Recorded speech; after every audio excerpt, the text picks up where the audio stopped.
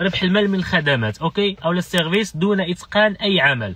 داكور الاخوان، حنا كاملين كنعرفوا ربح المال من الخدمات. مثلا انت الا بغيتي كتكون كتقان شي خدمه، مثلا كتعرف تصنع لوغو، كتعرف تعمل المونتاج الى اخره، تقدر الترجمه الى اخره، اي حاجه الترجمه شويه معروفه، شي حاجه اللي جديده مثلا، المهم شي حاجه عندها علاقه بالديجيتال بزاف، عندها علاقه بشي حاجه واعرين، كتعرف تتقن مثلا هذا الشيء. شنو غادي تعمل؟ شنو كتعمل؟ كتلونسي هاد الخدمه ديالك في ابورك، في فايفر، في خمسات، داكور.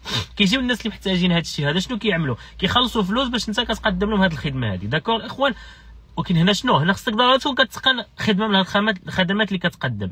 كاين واحد النوع اخر كيتسمى بالدروب سيرفيس، حنا كنهضروا دابا على السيرفيس. كاينه اخرى كتسمى بالدروب سيرفيس. دروب سيرفيس شنو هو؟ الدروب سيرفيس هو ربح المال من الخدمات دون اتقان اي خدمه، يعني كما قلت لك دروب شيبينغ هذا الدروب سيرفيس. ففي نفس المنصه مثلا في فايفر كاين شي واحد كيعمل لوغو مثلا ب $5، انا كنلونسي نفس السيرفيس نفس الخدمه بعنوان جديد بتصاور جدادين كنعمل لها $10، داكوغ. وملي كيجي شي واحد كيشري من عندي ديك الخدمه، شنو كنعمل انا؟ كنمشي كنشريها من عند واحد اخر، من عند هذاك اللي عامله ب$5.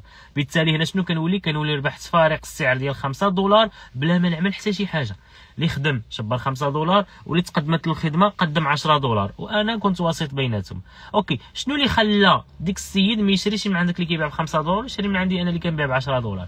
علاش؟ حيت اول حاجه ملي دخل يشري، ملي دخل ما تقتنعش بديك الشيء، ما تقتنعش بديك السيد. ديك السيد كيعرف يخدم ولكن ما كيعرفش يسوق. انا لا، انا ما كنعرفش نخدم ولكن كنعرف نسوق.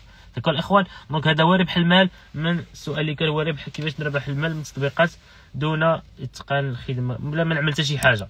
ربح المال من الخدمات، داكور.